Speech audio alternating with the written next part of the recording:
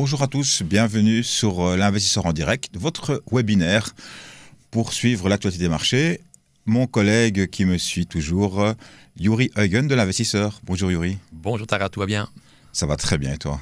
Ça va, une journée de nouveau riche en détachement de coupons aujourd'hui, donc qui sera un des thèmes de ce webinaire. Il se passe toujours quelque chose sur les marchés. Voilà, tout à fait.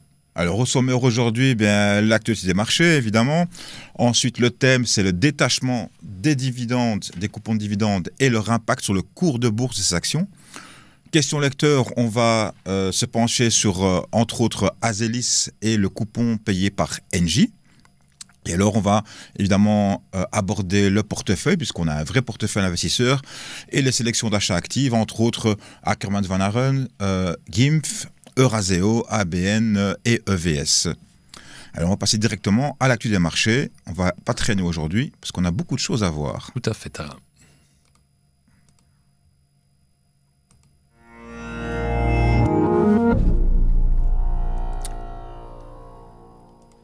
Alors sur l'actu des marchés, quand on regarde les indices, autant européens et même asiatiques, de toute façon déjà rien que ce matin, on voit que c'est légèrement repli, mais grosso modo, la tendance est toujours haussière. Alors, les marchés européens, aujourd'hui, sont légèrement en perte, mais le BEL 20, lui, quand on regarde depuis le mois de mars, une belle percée, techniquement. Alors, on a déjà récemment franchi la barre des 3900 points. La moyenne haussière est toujours, la moyenne à 50 jours est toujours haussière et à 100 jours également. On est en train de regarder plutôt vers une percée au-dessus des 4045 points. Et le but, c'est évidemment de se trouver au même niveau que le début de 2022, à 4300 points, qui pourrait encore être atteint cette année. Oui. Ce qui est assez remarquable, c'est qu'on assiste quand même à beaucoup de détachements de coupons. Et que ça tient quand même. Et voilà, et au sein du BEL 20, il y a quand même pas mal de valeurs dites de rendement, hein, donc comme KBC, des Cofinimo et autres. Ça avait pesé sur le BEL 20 la semaine passée d'ailleurs, hein, parce qu'il y avait deux gros paiements de coupons la semaine dernière, KBC et Cofinimo qui avaient fait chuter un peu le BEL 20. Voilà. C'était normal parce que c'était des gros coupons. Tout à fait, mais on va dire que la tendance reste bien orientée. Donc cette année-ci, le fameux Sell in May et Go Away, si vous aviez vendu vos titres début mai, vous n'aurez pas fait la bonne affaire. Et semble-t-il que cette situation pourrait perdurer au cours des prochaines semaines. À droite, on a naturellement donc un indice chinois et donc là on voit très bien que les mesures prises par la Chine ont été très favorables au changement de régulation au niveau des titres. On pourra avoir plus, on ouvre disons le capital aux investisseurs étrangers puisqu'il y a une législation un peu spéciale sur les actions A. Oui. À Hong Kong évidemment, on voit le Hang Seng qui a gagné depuis le début de l'année quasiment 13%, 12,6%. Également des mesures pour relancer le secteur immobilier et des mesures fiscales. Donc tout ça plaide pour les valeurs chinoises qui, depuis le début de l'année, certaines ont repris quasiment 30-40%. Hein. Tout à fait, des valeurs comme Alibaba et autres. Donc ici, on ne mentionne pas naturellement les graphiques américains, mais il y a l'air de rien, le Dow Jones a franchi la barre des 40 000 points, ce qui était également donc un seuil symbolique. Oui, parce que ce n'est pas un indice très représentatif du marché en fait. Hein. Pas du tout, mais bon, le fait de dépasser donc une barre aussi mythique est déjà positive en soi. Alors, on regarde le slide suivant. Alors là, ce qui est important, c'est justement de voir comment évoluent donc les bénéfices des entreprises européennes. Donc on est actuellement... on sait déjà que 90% des entreprises européennes ont publié leurs résultats trimestriels et on note qu'une bonne moitié a battu les attentes. Alors, ce qu'on voit aussi, c'est que ce sont surtout donc les valeurs dites défensives, hein, des valeurs, hein, par exemple, de la boisson et autres, qui ont fait à la limite mieux que prévu, alors que les valeurs cycliques, hein, des valeurs, des matières premières et autres, ont parfois fait moins bien que les attentes. Mais ce qui est surtout important sur le graphique qu'on montre actuellement, c'est le fait que c'est une embellie en fait. Voilà, tout à fait. Donc ici, au premier trimestre, les entreprises européennes ont publié au fait un repli moyen du bénéfice de 5%. Et encore, les 5%, c'est lié naturellement aux valeurs de l'énergie qui font nettement moins de bénéfices parce que l'énergie coûte aujourd'hui moins cher. Mais il y a quelques semaines, on pensait que les bénéfices des entreprises européennes allaient baisser en moyenne de 10%. Et donc, actuellement, on est à moins 5 sur base annuelle. Et selon le consensus, on pourrait assister donc à un chiffre positif pour le trimestre en cours. Et donc naturellement, cette hausse au fait, de la croissance bénéficiaire est logique au vu des chiffres macroéconomiques qui sont également meilleurs en Europe. Quand on voit certains chiffres en Allemagne et en France, on note qu'au niveau macroéconomique, il y a une embellie et donc cela se traduit également donc, de la croissance des bénéfices des entreprises. Dernière chose, ce soir, on attend à 20h d'abord les publications des minutes. Donc en fait, c'est le compte-rendu de la dernière réunion politique monétaire de la Federal Reserve, la Banque centrale américaine. Ça, c'est première chose. Deuxième chose, après clôture des marchés américains, après 22h, Nvidia, avec une hausse du chiffre d'affaires attendue de 243%, également une marge aussi bénéficiaire également attendue fortement en hausse. Donc très important pour soutenir le rallye boursier. Ces chiffres sont fortement attendus par le marché. Et leur dernière petite chose, mais ça c'est anecdotique, le nouveau bon d'État à 1 an qui rapportera 2,24% net. Oui, donc c'est 3,20 brut, mais donc cette fois-ci, il faut payer donc 30% de précompte et pas les 15% comme on l'a payé donc en septembre de l'année passée. Donc, mais comme tu dis, assez anecdotique. Donc, anecdotique. Ce soir, c'est vraiment d'abord les minutes de la fête et Nvidia que tout le monde attend. Va-t-on dépasser la barre mythique des $1000 pour Nvidia? C'est ce que tout le monde attend. Reste à voir. Donc, on passe maintenant au thème. Reste positif. On passe au thème de la semaine. Voilà.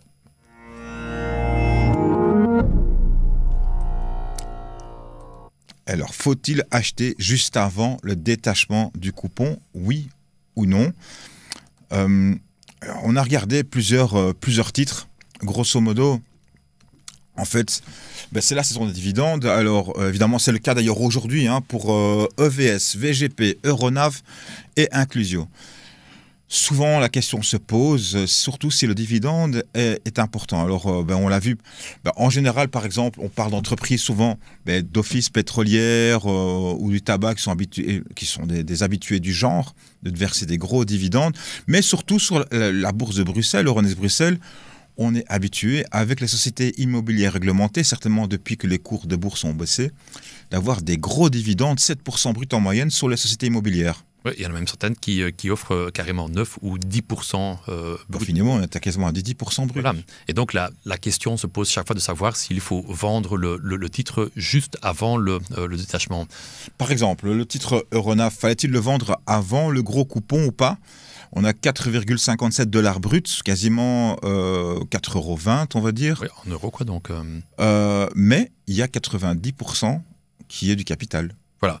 Alors, c'est vrai que dans le cas justement d'Euronav qui détache son coupon aujourd'hui, si ça avait été un dividende normal, on aurait naturellement conseillé naturellement de vendre le titre juste avant le détachement parce que vous auriez dû payer 30% sur ce coupon de 4,2€ net. Enfin, environ, parce que c'est vrai que, comme tu le disais justement, en fait, c'est un coupon de 4,57$, quoi, donc, mais libellé en euros, ça fait donc 4,2 euros. Alors, c'est vrai que dans le cas de Euronav, c'est donc plus de 90% de distribution de capital, donc sur lequel on ne paye pas de précompte. Donc, ce n'est pas du bénéfice qu'on redistribue, c'est vraiment du capital de l'entreprise qui est reversé à l'actionnaire. Et cette partie-là, en tout cas quand c'est une entreprise belge, il n'y a pas de précompte mobilier.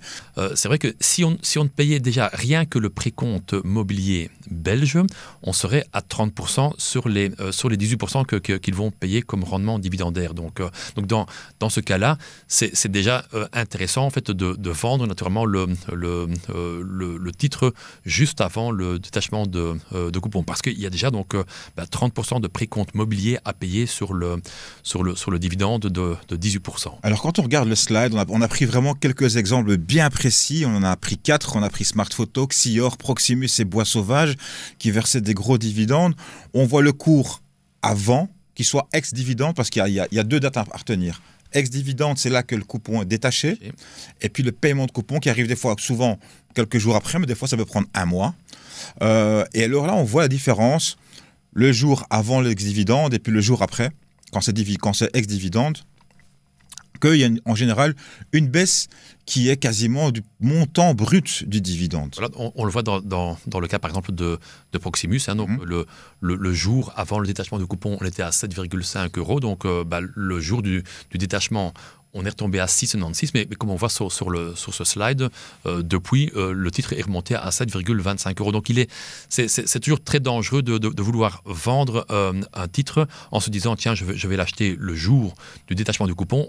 On perd rarement plus que la valeur du coupon brut, quoi. Donc, et dans le cas de Bois Sauvage, c'est encore plus clair. Donc, on voit très bien ici que Bois Sauvage a perdu environ le dividende brut, quoi. Donc, mais que depuis, le titre a repris environ 20 €, quoi. Donc regardez d'abord si le dividende est important. Regardez s'il y a un double précompte. Oui, en général, ça, on le conseille.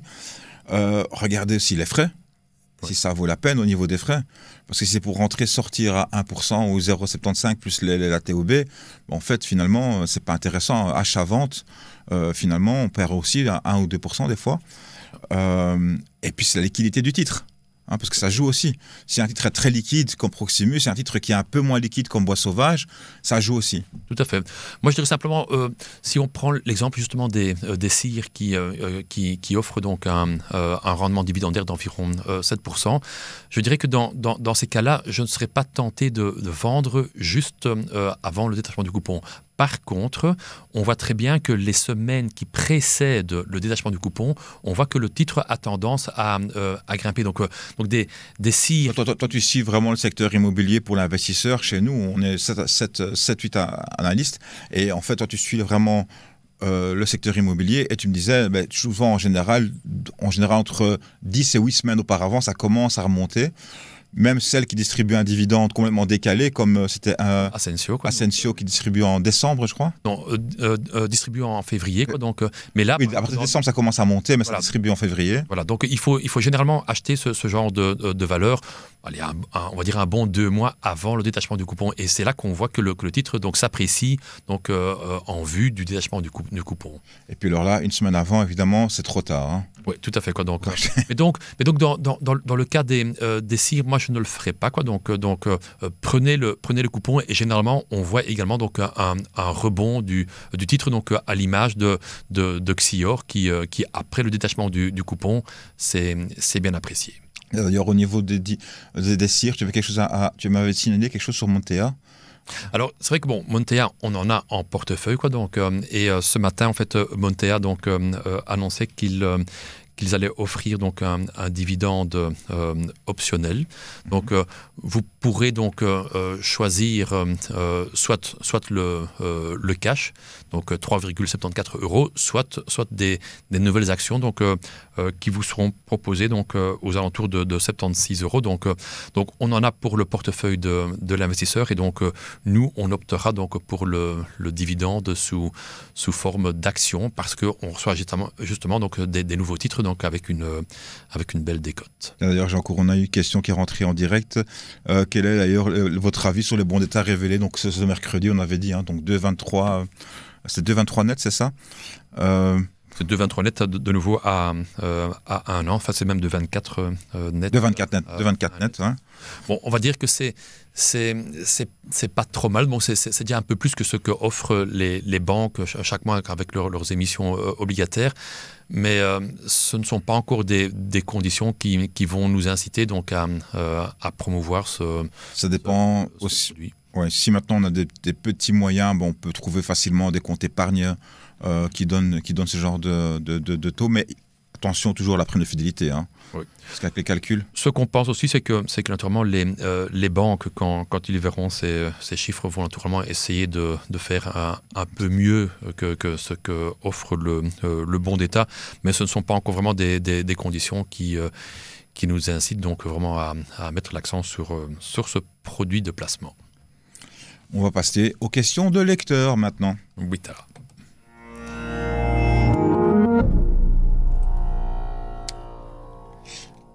Et donc, on commence directement sur Azelis, placement d'action EQT. Alors c'est vrai que c'est un titre dont on ne parle pas très souvent, quoi. Donc très peu connu du grand public. Voilà, donc parce que c'est du B2B d'abord principalement. Tout à fait, quoi. Donc bon, on va dire que Azelis est rentré en bourse il y a environ 3 ans, quoi. Donc on tournait aux alentours de 30 euros.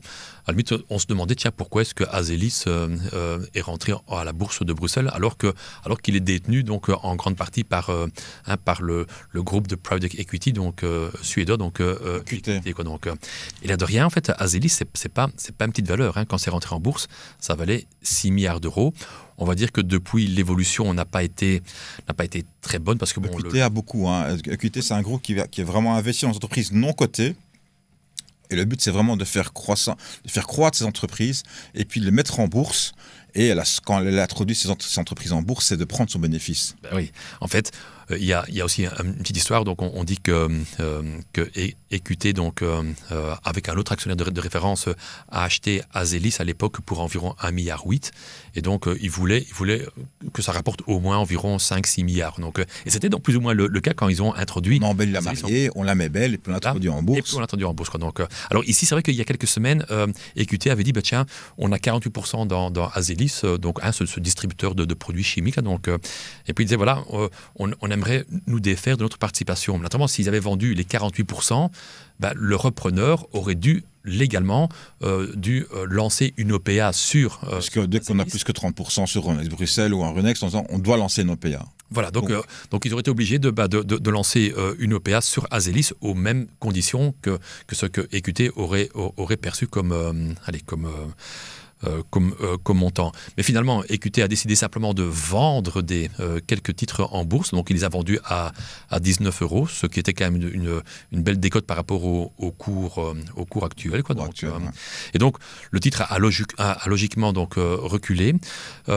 Nous, à l'investisseur, on estime qu'à ces niveaux de prix-ci, ça vaut la peine de s'intéresser à Azelis. Parce que je me souviens que quand Azelis est rentré en bourse, le titre avait un ratio EV/EBITDA de quasi 30. Et ça, c'est énorme pour une valeur, pour un distributeur de produits chimiques. Alors qu'aujourd'hui, on tourne aux alentours de 12. Donc, c'est vraiment logique. C'est plus logique. Au niveau des ratios fondamentaux. Oui, tout à fait, quoi. Donc, et ce qui est bien aussi, c'est qu'avec cette vente de titres Azelis en bourse, on a augmenter le free flow. Donc, ça veut dire que le pourcentage de titres librement négociables en bourse a bien augmenté et ça pourrait permettre à Azelis de rentrer ultérieurement donc, dans le BEL 20. Je ne dis pas que cette introduction dans le BEL 20 permettrait à Azelis de grimper. Disons qu'au prochain rebalancement du BEL 20, puisque de manière trimestrielle, on revoit un peu les positions, ça fait. Un jour, il est possible que Azelis entre en ligne de compte parmi les prétendants pour prendre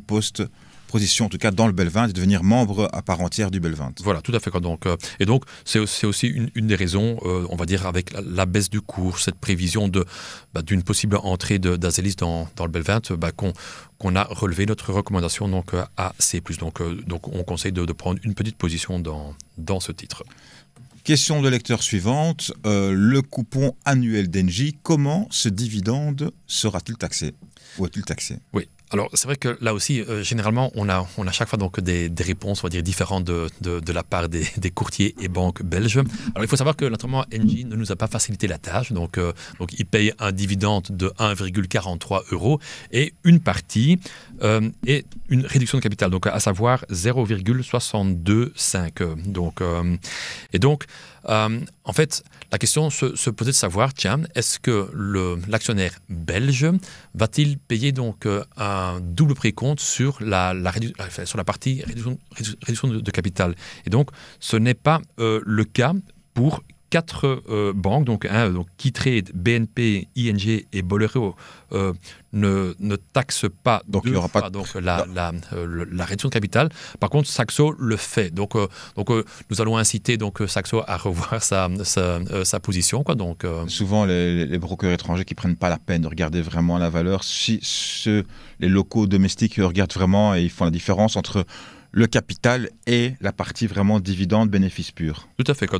Mais donc dans le cas du dividende d'Engie, il serait logique que la partie réduction de capital ne soit soumise qu'à un seul précompte et que naturellement la partie dividende normale d'Engie, donc à savoir environ 0,80, soit doublement taxée, donc aussi bien le précompte à la source français et le précompte et le précompte belge. Parlant de France, question qui est rentrée sur Alstom. Alors, lors d'une augmentation de capital, la pression vendeuse a fait baisser les cours. J'ai donc vendu Alstom à 11,80 en février 2024. Depuis lors, l'action a pris plus de 50%. Comment expliquer cette augmentation à l'approche d'une augmentation de capital? Bon, alors, je rappelle pour ceux qui n'auraient pas suivi le dossier, Alstom, constructeur de tout le matériel ferroviaire, grosso modo 50% de chiffre d'affaires, c'est le matériel roulant, train, tram, locomotive. Le reste, c'est les services adéquats. Alors, on avait une perspective d'une augmentation de capital le 15 novembre 2023. Finalement, depuis peu, on sait que l'incertitude est levée. Donc, Alstom va lever 1 milliard sur 7 milliards en fait de valeur boursière. Hein. Ouais. Et en fait, ça a rassuré un petit peu le marché. Alors, grosso modo, il y avait une dette nette de quasiment 3 milliards au 31 mars 2024 chez Alstom. Entre autres, des problèmes de trésorerie sont venus au fait qu'ils ont hérité la problématique de chez Bombardier, hein, des activités ferroviaires de Bombardier. Et donc maintenant, ici, tout doucement, on est en train, on voit bien, de se délester de ces problèmes. Premièrement, on vend des activités non stratégiques. On l'a vu avec toute l'activité signalisation nord-américaine qui a été vendue à Knorr-Bremse pour 750 millions d'euros, 630 millions d'euros, pardon. 630 millions d'euros. On avait aussi une émission d'obligations hybrides d'ici mars 2025. Donc tout ça, en fait, en train de rassurer le marché, lever l'incertitude. Et donc le titre, évidemment, s'est redressé, même si c'est vrai qu'il y a un petit peu un timing qui est un petit peu malheureux. Dès qu'on annonce, évidemment, une augmentation de capital, souvent, ça fait peur aux gens. Oui, ce qui aurait été bien de la part d'Alstom, en novembre, c'est de déjà donner une date plus ou moins précise, quoi. Donc, et donc, lorsqu'ils l'ont annoncé en novembre... c'est que le petit actionnaire, c'est pas quelque chose qui va être mangé, surtout. Ben voilà, donc, et donc ici, maintenant, on connaît la date, on sait que ce sera au mois de septembre, et finalement, le montant qui va être levé n'est pas aussi important que ce qu'on on pensait, quoi. Donc, et puis, il y a aussi des ventes d'actifs, hein, comme je disais, d'actifs non stratégiques. Tout à fait. Et il faut dire aussi que les derniers résultats d'Alstom tendent quand même à montrer que la situation s'améliore. Donc, on attend naturellement de connaître les conditions de cette augmentation de capital, mais il est clair que lever 1 milliard pour une entreprise qui en vaut 7, ce n'est pas non plus la grosse opération. Et donc le marché s'est montré quand même rassuré de la sorte. Autre valeur, question qui est rentrée. Quelle est votre opinion sur Umicore et notamment sur ce qui s'est passé récemment chez eux? Opportunité pour investir, vu le cours, ou au contraire à éviter? Alors nous étions à l'achat sur la valeur. Alors je le rappelle, il n'y a pas très longtemps, l'État belge est rentré au capital d'Umicore, première chose.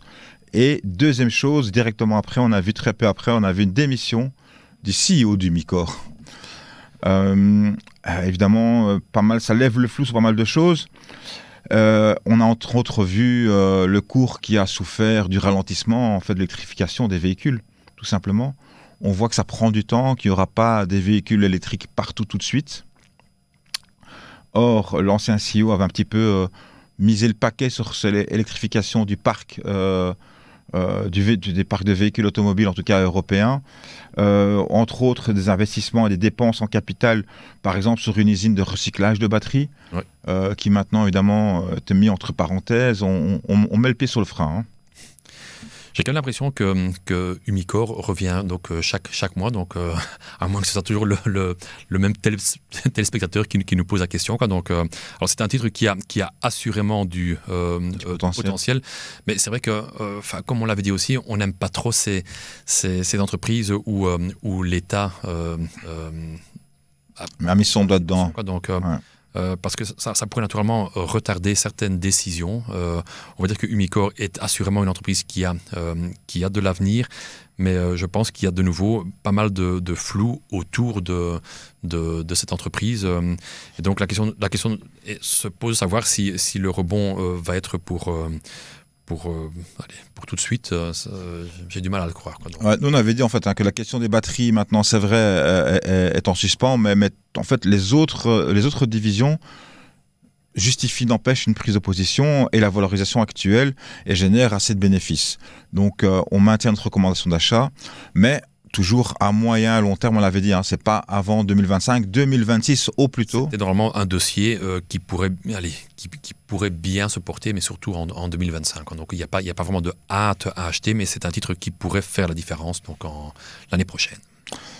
Allez, on continue et on va arriver maintenant vers, évidemment, le portefeuille.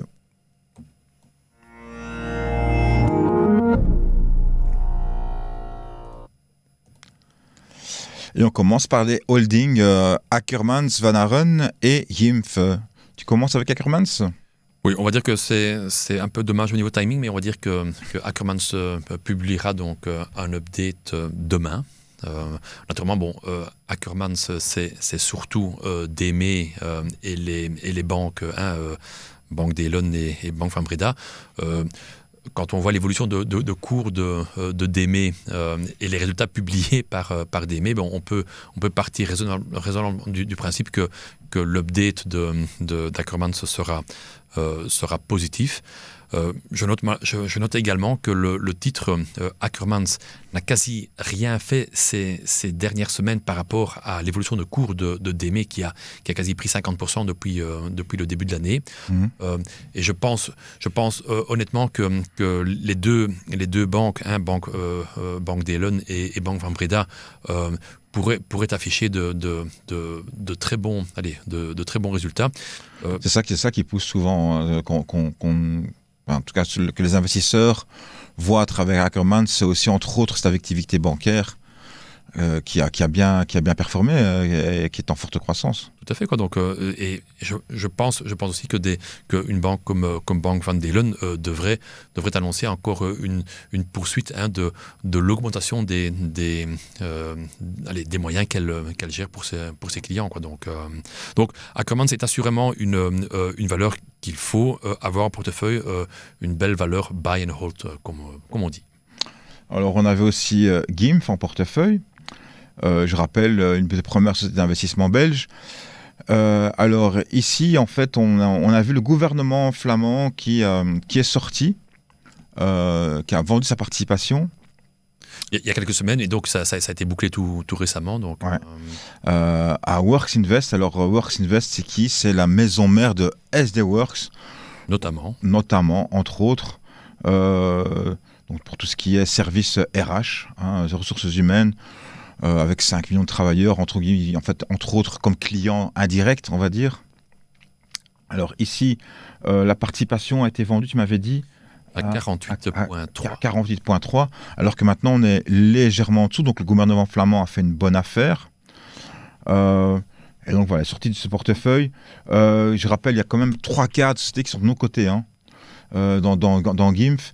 Et en fait, le but, c'est vraiment de temps en temps, c'est de faire sortir de certaines entreprises.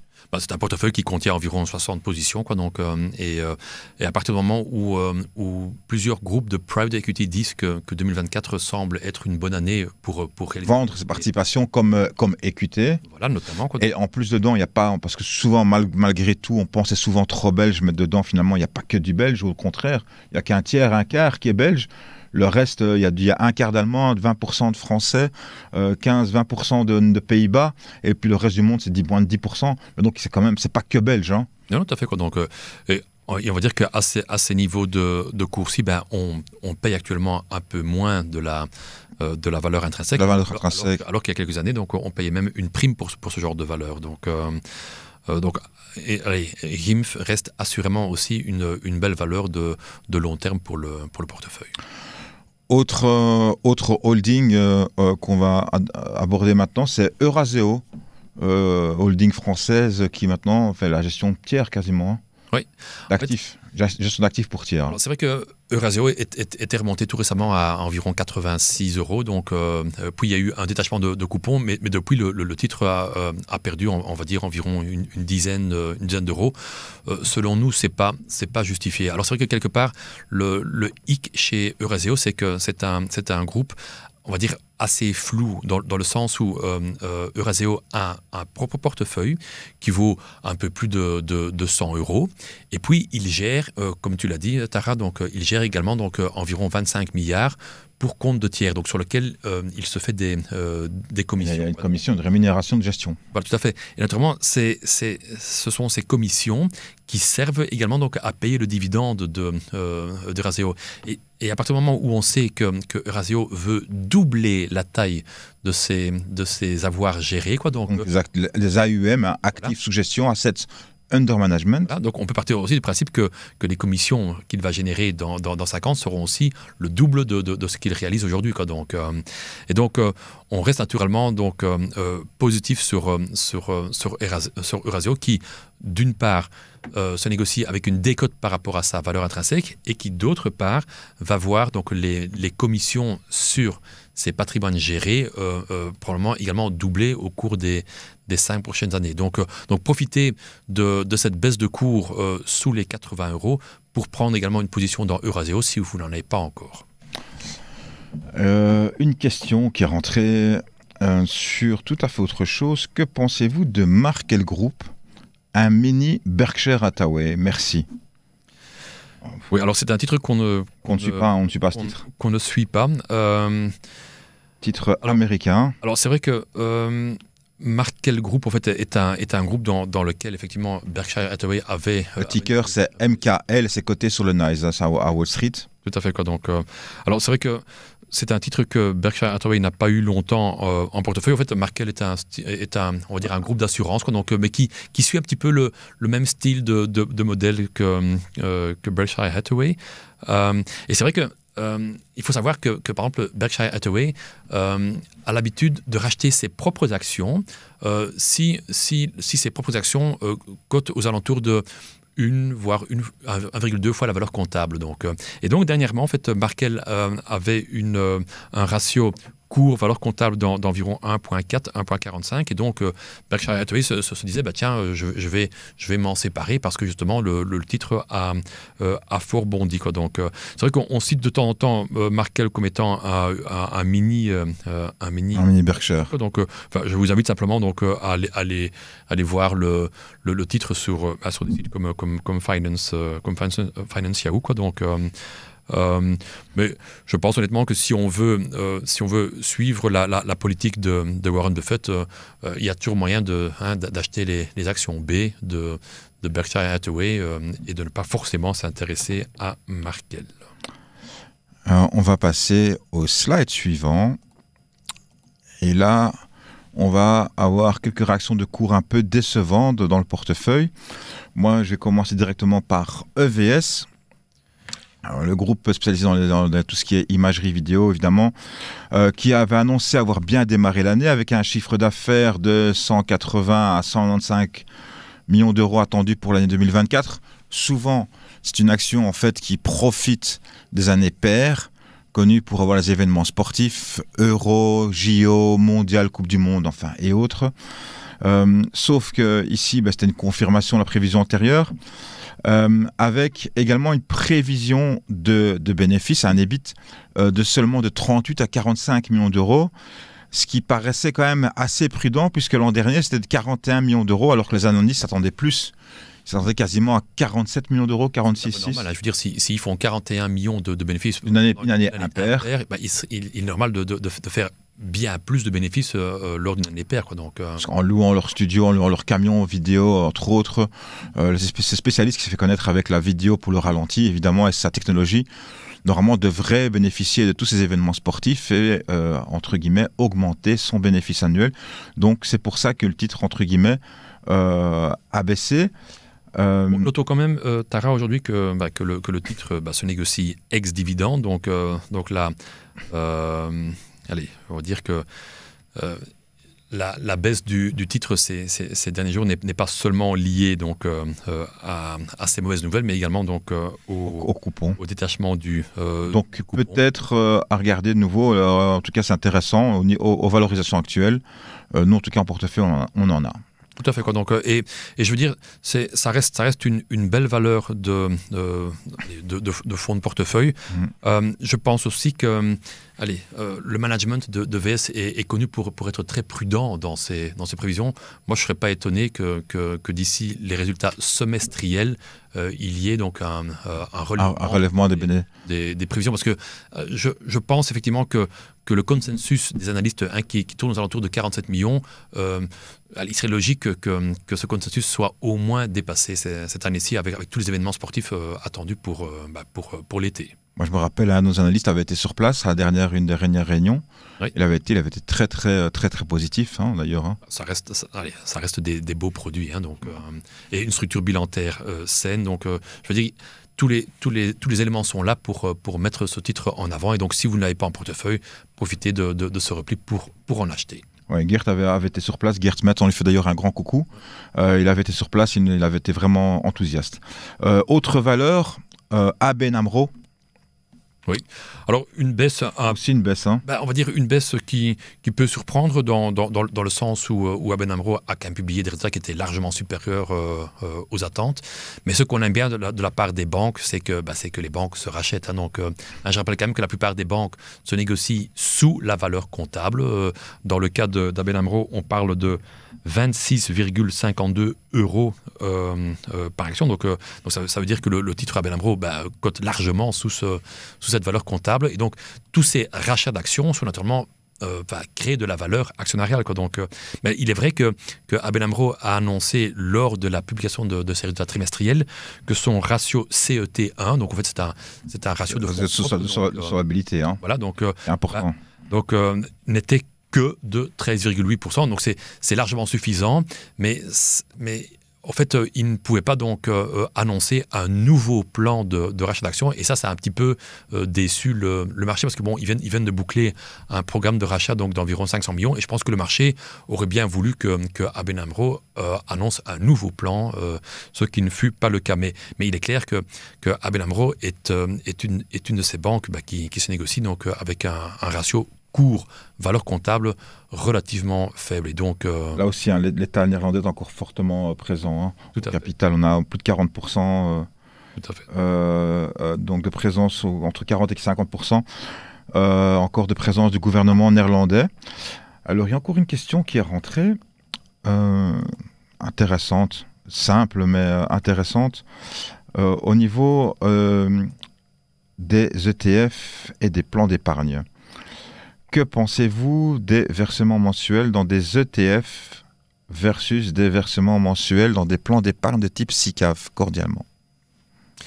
Oui, là, il me semble qu'on avait fait un article il y a pas si longtemps. Alors, c'est vrai que là, on disait aussi qu'il fallait vraiment faire surtout attention aux frais. Quoi. Donc, des plans mensuels, ce n'est pas toujours la bonne affaire et il n'y a pas tellement de courtiers et de banques qui proposent ce genre de produits.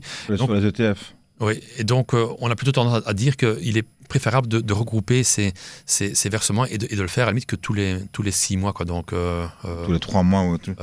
Alors sur les SICAV, généralement, les frais d'entrée, c'est un pourcentage. Oui. Les moins chers sont à 0 ou 0,50. En général, c'est 0,50 de frais d'entrée, voire 3%. Donc faites attention quand même, regardez. Alors évidemment, qu'on mette 100 € ou 1000 €, ce sera toujours un pourcentage. Par contre, sur les ETF, souvent, c'est des frais fixes. À part quelques traders, brokers plutôt étrangers, comme Trade Republic. Mais là, de nouveau, on l'a pointé il n'y a pas très longtemps, il faut faire très attention parce que vous devez faire tout le travail administratif derrière, le back-office derrière, vous devez le faire vous-même, c'est-à-dire calculer la TOB et les autres opérations, sinon on vous signale au fisc. Hein. Donc on vous signale comme fraudeur. Et vous recevez un courrier très très rapidement, en général dans le trimestre suivant, si vous n'avez pas payé la TOB ou n'avez pas déclaré. Donc il vaut mieux prendre un broker belge ou une banque belge, ça c'est clair, et leur faire attention à ce niveau, au niveau des frais. Oui. Mais clairement, déjà, si on choisit une SICAV, voir au niveau de la SICAV si c'est par rapport à son benchmark, si ça correspond d'abord à votre profil d'investisseur, pour voir quel type de SICAV on prend, parce que faire une comparaison entre une SICAV mixte avec des obligations et des actions par rapport à un indice purement action, ça n'a aucun sens. Mais c'est clair, donc si maintenant on prend une SICAV pleinement action, regarder quelle est sa performance par rapport à son indice de référence. Et si les frais ne sont pas élevés, évidemment, on peut faire ce plan. Hein. Voilà, tout à fait. Quoi, donc. Mais voilà, on a fait le tour. Yuri, est-ce que tu as encore des choses à signaler? Pas dans l'immédiat. Quoi, donc, On se revoit la prochaine fois le 19 juin, le mercredi 19 juin, la dernière fois. Et après, avant l'été, quoi, non. Avant l'été. Parce que la prochaine sera alors au mois de septembre. Donc, au mois de septembre, pas mal de changements aussi, je pense. Dernière d'ici le 19 juin. Ce soir, soyez bien attentifs, donc après bourse, Nvidia, vous entendrez beaucoup parler partout. on parlera également donc, sur le site, évidemment. On a encore aussi les minutes de la fête, comme je disais, le compte rendu. Hein. Et pas mal de choses encore à venir. On a encore pas mal d'actualités. Vous nous retrouvez sur investisseur.be, évidemment. Vous pouvez toujours envoyer vos questions à question@investisseur.be. Et donc voilà, donc on se revoit alors le 19 juin. 19 juin. À très bientôt et merci de nous avoir suivis. À très bientôt à tous. Merci.